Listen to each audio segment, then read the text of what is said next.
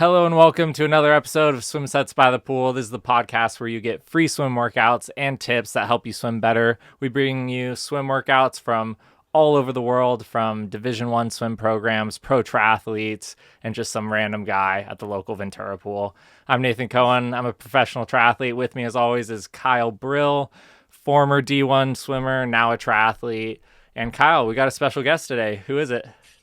It's my sister. Yeah, we got Anna on the podcast, which is awesome. Anna, I'm so glad to have you on here. Just to give Anna an intro, Anna and I have been swimming pretty much all of our lives. It started when we were really young in homeowners association. We were the Dolphins together. When I started when I was 4, she started when she was like 4, or maybe even 3. We were both really young. So we've grown up our whole lives swimming together, and we swam on the same high school team, the same club team. We started with Canyons, and then yeah, when I graduated high school, Anna moved to Rose Bowl, and that's where her background is now, the Rose Bowl pool, which they're going to be holding diving there at the Olympics, which is a really cool. Cool thing we can talk about later. But yeah, so she swam at Rose Bowl, which caused me to switch over to Rose Bowl when I was training for the summer. She got super fast there under several different coaches, and she was able to also commit to UCSB to swim with me. And we both were able to win a conference title for our teams at the same time last year. And it was one of the most spectacular moments of my swimming career. And it hadn't happened in our team's history in over 25 years. So huge shout out to Anna and the women's team for getting that done just as well as we did. So yeah, Anna's a beast in the water, a beast out of the water. One of the best people to talk to, one of my best friends. So yeah, Anna, welcome to the podcast. So glad to have you on the show for a little while.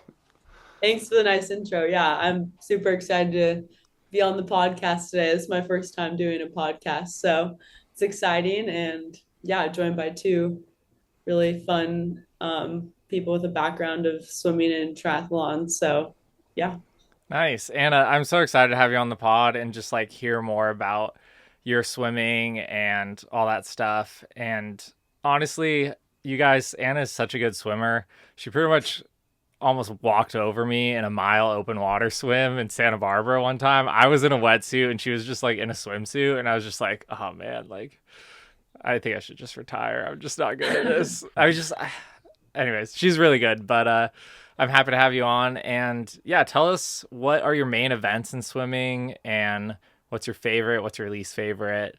Have these always been your events? And yeah, just tell us a little bit more about you for the people. Yeah, I primarily am an IMer and backstroker. Kind of similar to honestly the events that Kyle do. Honestly followed in his footsteps. And kind of started off honestly with the mile and 5 free when I was in club swim. Um, really like doing distance, and I think it's just probably because in club like you're just doing so many yards all the time, and I had a coach that would just have us do like hundreds on 115 the whole practice. So I got really good at just doing like the mile and stuff. But slowly as I got older, I transitioned into more the 4 and 2 and then I discovered I really liked backstroke, so started doing the two back as well. So yeah, those are mainly my events. I still do the 5 free occasionally, but I don't enjoy it as much as I am. So yeah, Nice. That's awesome. What's your 4 a.m. time short course yards? 4:23, I Oh my believe that's gosh, that's now. Yeah, crazy. That's crazy. I swam 4:49 at Ventura College that's for the pretty 4 good. a.m. Yeah, yeah. That was good. Yeah, not too many triathletes that have done a 4M though, so give yourself some Yeah. credit. That's Yeah, yeah. I did get DQ'd in my first 4 a.m. though for doing something wrong, but I like barely knew how to swim though, so that was fine. Well, that's Yeah. super cool. And yeah, how was that like kind of transition for you from doing distance to, I mean, 4 a.m. is still like pretty long. Like it's pretty hard in the 200s and stuff. Do you like the shorter events better? Yeah, I think I've like told my coach this that I just get kind of bored when I'm starting to do anything over like a 400. My mind just starts to get a little lost, and like doing. I think open water is something that's like kind of special because no matter what, like I find it very like entertaining to just like things are constantly changing, and like in a pool it's just I kind of get lost if it's over a 5. So I discovered like I really enjoyed training the 4 a.m. because it's just like super fun because I feel like no matter like what, your race is always different and who you're around. Like you don't know if the person next to you is better at fly or backstroke. So I just find it really like it's a fun event for me to do. Mhm. That's awesome. Okay, so I forgot we have to start off the episode with a quick tip. Do you have a quick tip for the people? Anything about swimming? I would just say like really enjoy practice.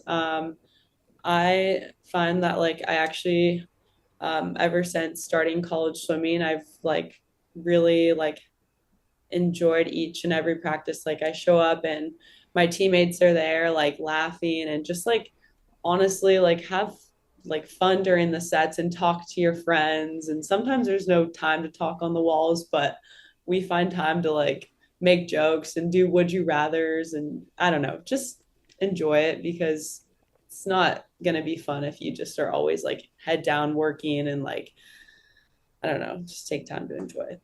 That's my Yeah. advice. That's awesome. Have either of you guys ever heard of like I don't know if there's like a term for it, but it's like a graph of like talent and or like work and enjoyment for like sports. Have you guys heard of this? No, It kind of sounds reminds me of what you said. So essentially there's like imagine like a L-shaped graph and like one line is enjoyment and then one line is like the ability to work. So like some people can work really hard and then some people like really enjoy it but they're not like super talented. So it's like, oh, they just love running but they're like super slow. But the person who's like the hardest to beat in sport is the person who really enjoys it and can also work really hard because to them like the work doesn't even feel like work, it just feels like fun. So that kind of reminded me of what you were saying of just like enjoying the practices and like having fun with your teammates. I mean, you're obviously like stacking up the yards and stuff, but if you can stack up a lot of work and also just really enjoy it to where it doesn't even feel like work, I feel like that's how you get super successful in sports. yeah, But I yeah, agree. Yeah, finding a balance is key for sure. nice. That's Totally awesome. though. Yeah, no, I agree. Like if you're yeah, if you're able to enjoy the community of people you're around, which with swimming is such a make or break as an individual sport, like it is crucial to have people to train with. It's very rare, very, very rare you see cases where people succeed training by themselves. And not only is that from, yeah, the people pushing you in practice and you can pace off of them and, maybe a coach has an organized practice, but like I'd say at least half of it comes from just being able to communicate with those people and having them near you, and that makes it so much more enjoyable. Someone knows what you just did next to them on the wall, like even if you're not laughing and having fun with them, like just like battling against them and knowing that there's pairs of eyes on you and there's people with you that are in some way judging you and trying to compete against you. Oh my gosh, it's like makes it so much more engaging and so much like you can push into so many harder zones for way, way longer doing that kind of thing. So pretty cool with swimming there. But Nice. That's awesome. So yeah, tell us about this set that we have today. I know this is a set you guys have both done in college, and we do have a lot of triathlon viewers, so I think this is like one of the most interesting sets you guys have brought to the table so far. Just like how it works, and this also like totally integrates with that whole like team dynamic we were just talking about. Because it's a very like it's like a team set, right? Like you have to do it with other people. So like yeah, take us through it, Anna and Kyle. Yeah, basically, like this set is pretty special to our team. Um, it is done once a quarter, I believe, twice a year, or twice, once twice, or twice twice a a year. season. Yeah, Yeah. twice a season. And so everyone kind of knows when it's coming, and you're either really excited or kind of scared, probably both. Um, And yeah, basically, so the sprinters slash mid distance, it just depends on what group you're put in. Do 10 100s all out from a roll, basically, the roll meaning like you're on the edge of the deck. And then the coaches send you off. And then the more like distance swimmers will do 20 100s. And we alternate. So basically, the people doing the 20, the distance swimmers will do 100, get out of the pool while the sprinters do theirs. And then the minute the sprinters are done, you'll go and do another one. So you do two for every one that the sprinters are doing. And I just think it's a really fun set because the whole team is kind of like together, even though you're doing different things, and everyone's just like encouraging each other. And I don't know, it just feels like there's a lot of energy on the deck when we do this set, and it's really rewarding after. Nice. That's awesome. So, so the distance swimmers are doing 21s, the mid Mhm. distance and sprinters are doing 10.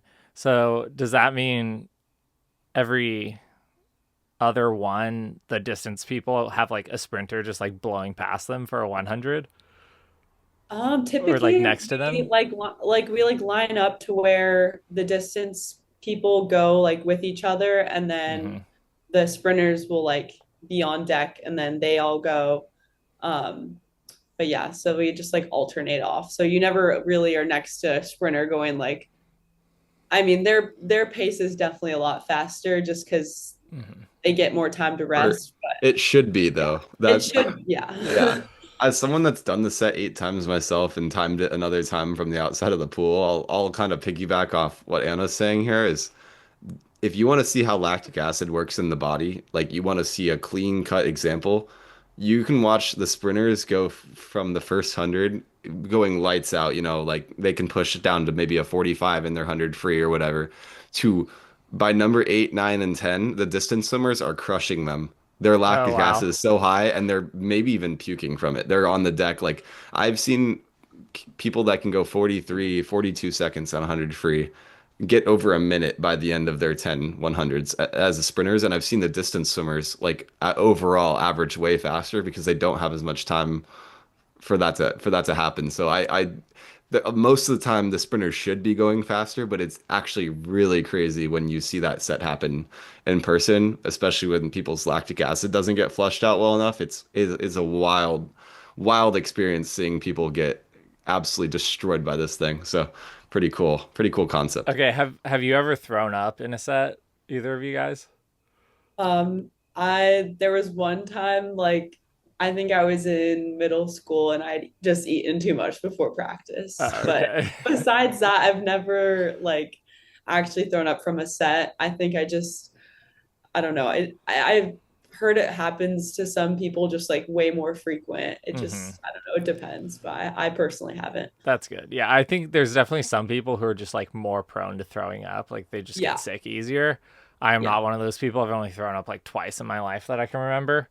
Mhm. So yeah, that's crazy. But I do hear that and stuff. Like even Greg mentioned it when he was swimming at Cal. Like there would be some sets where people like throw up. Like it was so hard. Yeah. Yeah. Which is crazy. So what are you guys swimming as like? Because you guys are both IMers and you guys did backstroke. So are you like alternating the hundreds, one backstroke, one IM, or like how do you do it?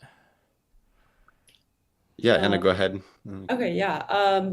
For me, I like to kind of break it down in like I think I'm the only person who ends up doing this. I do 10 backstroke, and then I'll do five breaststroke and five free. The reason for this being just like my fly is pretty rough. Like it's definitely like my weakest stroke.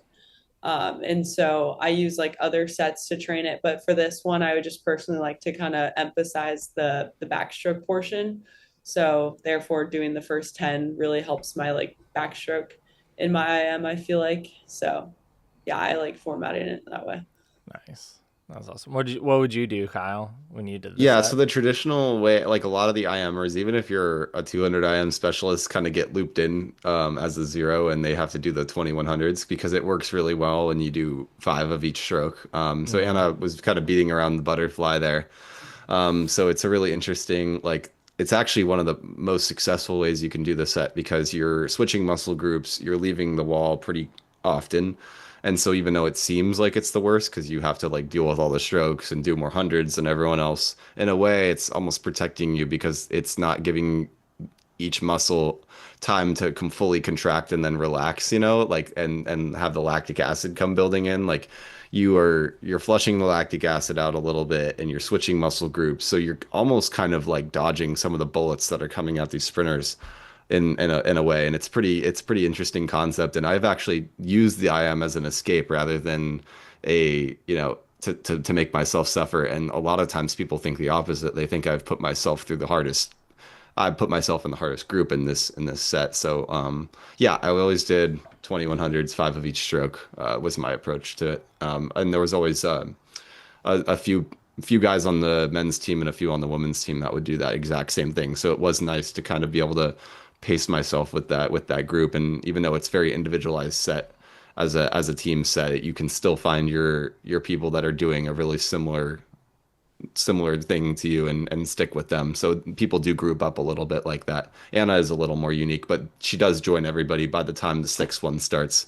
She's with those IMers doing the rest of the backstroke and the breaststroke and free. So Yeah, that sounds so hard. Like, are you guys doing like best average for these, or is it just like, yeah, pretty much just all out for all of them? yeah, it's supposed to be best average. It's supposed to be you know, you're not supposed to go out hard and you're not supposed to finish hard. You're supposed to be going strong throughout the entire set. Or yeah, basically if you're going to add them all up and you're going to average them all out, you want the fastest possible average time. So you don't want to blow yourself up, but people tend to still think they're going out strong and then they still end up blowing up, or they it's very rare you see someone be able to really pull something out on the very last one. Once in a while someone can squeak it out, but it is a very interesting, it definitely it is really difficult to do it how it's exactly intended. Yeah. Anna, would you say this is a set you enjoy doing? I would say so. I mean, I've had different experiences with each one I've done. So far I've done three now, I believe. Um, and yeah, I think I've done IM for all of them. And this last one I had going into it, I was feeling like a little bit sick. I'd like woken up with a cold, and so I was just like, whatever happens. And Kyle was ended up being there, and he was timing me, and was just like really encouraging me like throughout the set. And I found it to be like pretty fun. I mean, it was very painful. Like you'd get out and you feel like instantly like you were already up again. Like you, Mm-hmm. and also each time like getting out of the pool, like no one really talks about like how hard it is. Like you're so out of breath, but yet like the next person's coming into the wall and you are like need to get out. And like I don't know, I'm someone who like just kind of like to stay in the water during sets, so that's definitely different. But yeah, overall, like after you're done with the set, like everyone like kind of talks about it, and I just think it's like a really fun um training set. I don't know. It's definitely hard though. Yeah, that's crazy. And I think that's something a lot of triathlon swimmers don't do is like get out of the pool and just rest, like just standing around for a while. But I think that would be something that would serve a lot of people well because oftentimes we only get like 10 minutes to warm up before a race. And then you have to stand around for like 15 minutes because they do like a whole lineup and like call people out and stuff. And I feel like that would be good to practice for a lot of people, but it does seem really hard just to like stand there. And I've definitely done sets where it's like you're like, oh, 3 minutes, that's like a super long rest. But then when it actually happens, you're like, it comes around so quick. It's just so hard. Yeah, I think everyone could benefit from like building up a tolerance to lactic acid because it generally happens to sprinters a little bit more often than it will for someone, say, that's, you know, doing something really long, like an Ironman distance race or training for that kind of thing. But getting your body to be able to efficiently recycle lactic acid, flush it out naturally without having to manually roll it out or, you know, like take things to break it up or ice yourself or anything like that. Like being able to just be able to tolerate that amount of buildup and get it out of your body and get used to the feeling of that I mean, everybody's going to generate lactic acid, and that's one way to just directly kind of attack that like and train your body to be able to bear that kind of load and have that much lactic acid in your body at one time and going through your muscles and into your bloodstream. So I think it's a kind of a cool. I think anyone could benefit from it in terms of just like it really teaches your body how to like get your muscles to relax and not lock up because it locks up so bad. It's almost like it's almost like you're doing weightlifting and it almost, it can strengthen and train your body to get rid of those things. And I think even if you're an endurance athlete, you'll still feel that to some extent. A sprinter will feel it really, really like intensely. So, but it is really, it can be really, really helpful, especially if you're getting off the bike and you've just really pumped up your legs hard and you need to now run. Like if you want any chance of recovering and not fully locking up from that bike to run, like having your body be able to switch off and recycle that lactic acid and get it out of your body quickly, like I think that could be really invaluable or really valuable to any triathlete or any other swimmer that hasn't tried something like this before. Yeah, for sure. I just thought of a question for Anna. I Since you guys do multiple events in swim team and stuff, and you guys have all these meets throughout the year, like how do you approach a swim meet mentally, especially if like maybe one of your events doesn't go that well? Like how do you like shift your mindset to get ready for your next event? And just like kind of talk me through that kind of experience because I think swim meets are like super interesting and unique to where you kind of get like second chances or like third chances with all these events. So yeah, what's your like mental approach to going to meets and that kind of thing and swimming different events? Yeah, I think it's very interesting. Everyone is so different in the sport of swimming because it's like so individual how you like approach meets and go about it.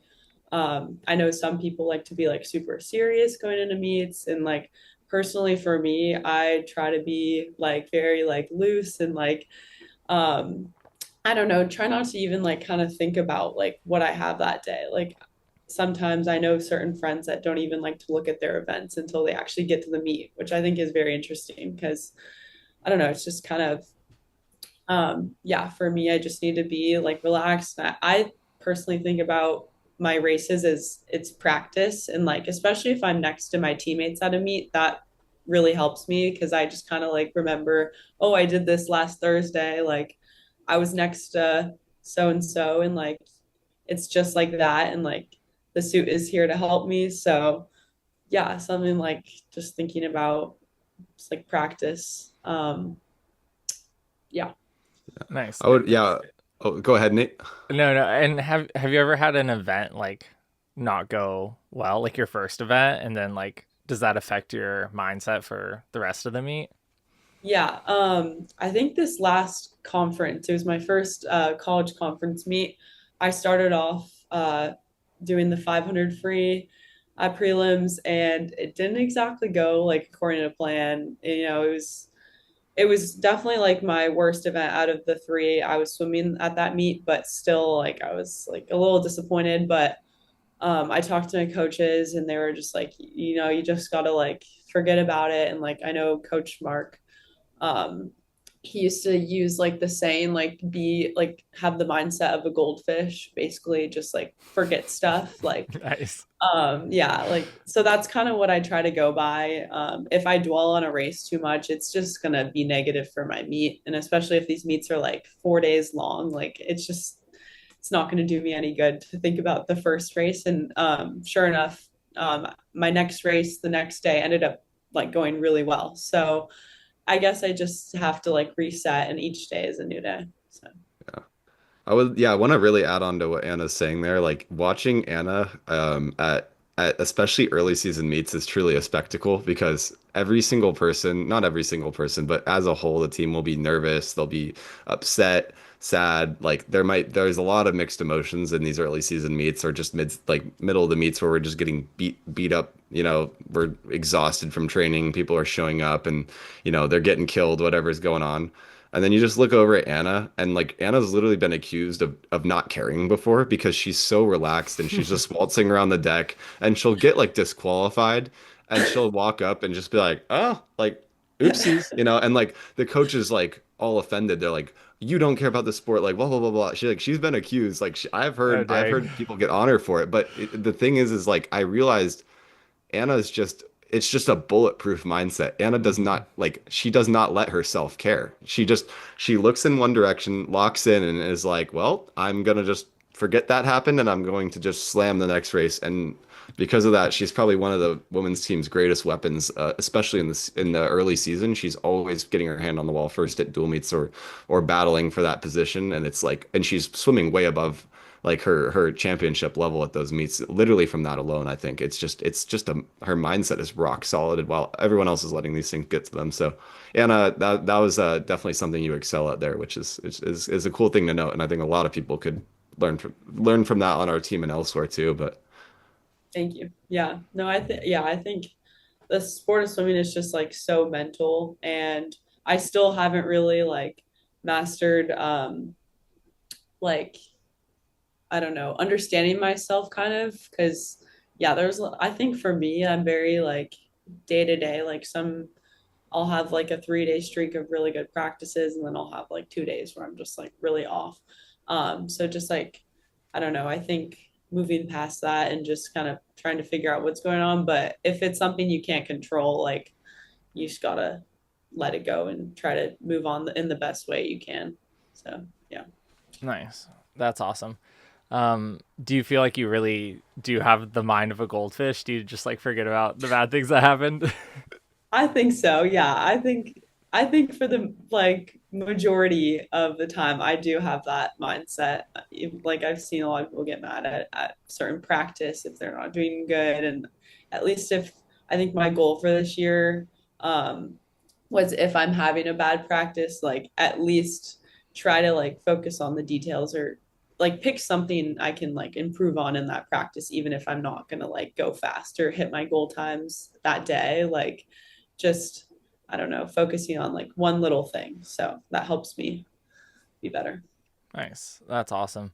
And do you do you feel like you have a good balance as far as like your life outside of swimming? And because you're obviously a student, you're an athlete, and like you're probably trying to have some sort of social life too in college and have some fun and stuff. Like, how do you balance all these things? Do you ever like sacrifice some social stuff because you know like, oh, I have this practice or this meet coming up and I really want to do well? And like, how are you finding that, because this is just your like second year of college and yeah, you're kind of in the middle of it?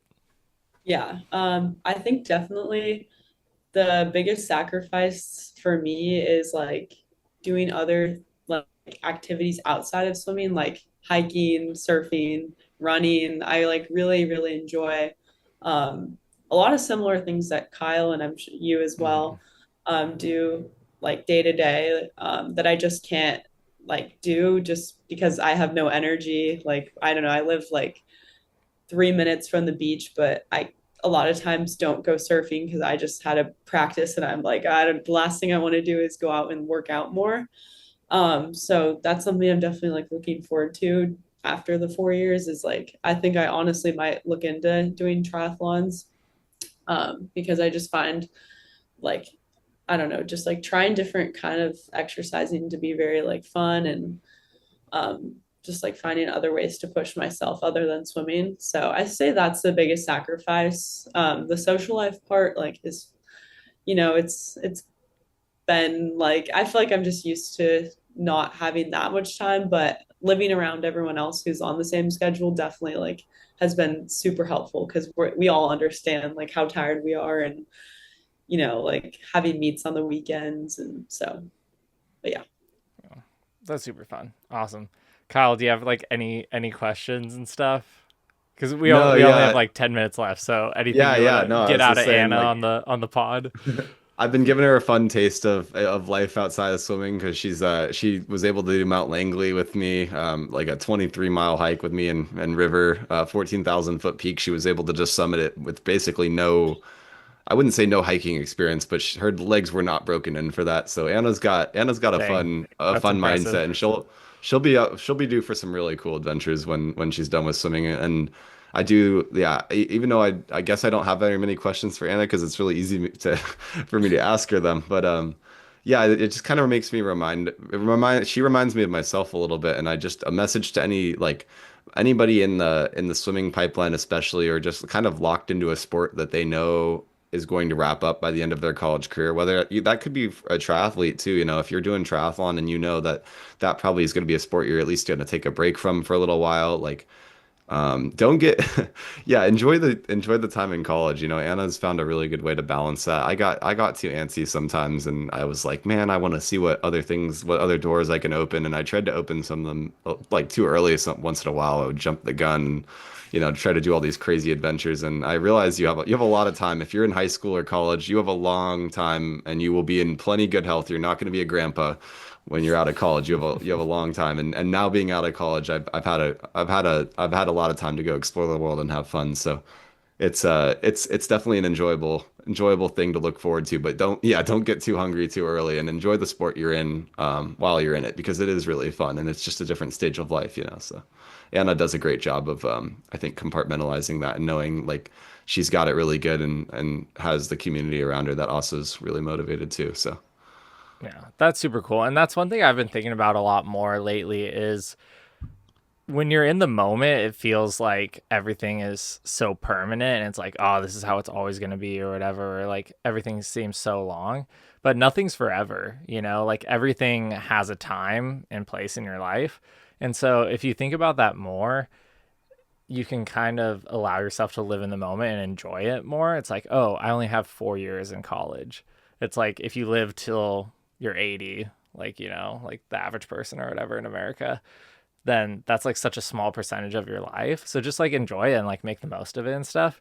And then there's going to be seasons in your life where you could do other things. So that's something that's I've been thinking a lot more about and stuff. And then you can really like dive in and like go harder even, you know, with that mindset. It's like, oh, I only have 4 years. I'm just yeah, gonna friggin' send it, you know. make lemonade out of it. Yeah, you know you got like yeah, and it's like you're not gonna be locked in if you're not like super comfortable with your cycle and what you're doing. Like you don't have to stay locked into it after those 4 years or however many years you're in it. Like so, try to enjoy it and put your head down or get right out of it. You know, like find if you want to commit to it, freaking commit to it. You know, like Yeah, get yeah. it done. Don't like half commit, you know. Yeah. I don't like half committing to things. It's just not it's not as fun. But Anna, okay, as we're wrapping these things up, do you have like any this is a question I think we asked Maddie on the episode, but do you have any advice you would give your younger self when you were like just getting into swimming? Um, I think I would tell myself to just like kind of trust the process. I think um, when you get towards like college recruiting, it can get really like overwhelming. And I think for a second, I was starting to get like kind of like, am I even gonna like, is everything gonna end up like working out? And I think you just have to kind of, I don't know, just like put your head down and work, but also like, I don't know, just have fun with it and whatever happens happens and everything does like happen for a reason I feel like and you know I ended up where I wanted to be at UCSB and so just telling my younger self that like I don't know just trust the process. Yeah. Nice. That's good. That's a good Instagrammable quote for that. Just Yeah. trust the process. Nice. Yeah, it does happen, you know, like when you work at something, there's not really any benefit to like stress about the things outside of your control and like the future and stuff. You know, it's gonna come soon enough. So, yeah, pretty Yeah. soon, 2.5 years from now, you're gonna be swimming your last swim meet for college. You're gonna be like, oh man, this is the last one and all that stuff. So, Yeah, yeah, it's crazy. College swimming is very easy to wrap your head around because I feel like the seasons are really not all that long. I mean, you're training for quite a while, but it's nothing like club. Club is year round, but college is really like from September to March and you're done. And like summer is very like pretty laid back for college swimming. So, or at least for us. So I feel like yeah, I've it's really helped my motivation and just being able to yeah, just put it into perspective that it is only 4 years and I'm already almost halfway done, which sounds crazy to say because I swear I was just starting and Kyle was like a senior. So yeah, it's really weird how fast it goes by. nice. That's awesome. Well, I don't have any other questions. Kyle, do you have anything you feel like you want to talk about before we sign off? Yeah, no, I gotta hear her hot take first, and then yeah, that might bring up a question depending on how brutal it is. So Okay, yeah, Anna. Anna, we wanna hear every guest got has gotta have a hot take, and I'm hoping yours is pretty controversial. What do you got cooking for us? I don't know if this is that controversial, but I feel like my hot take for swimming is I like swimming in like colder pools. Um, No, no, I know cold. some No, people too like don't cold.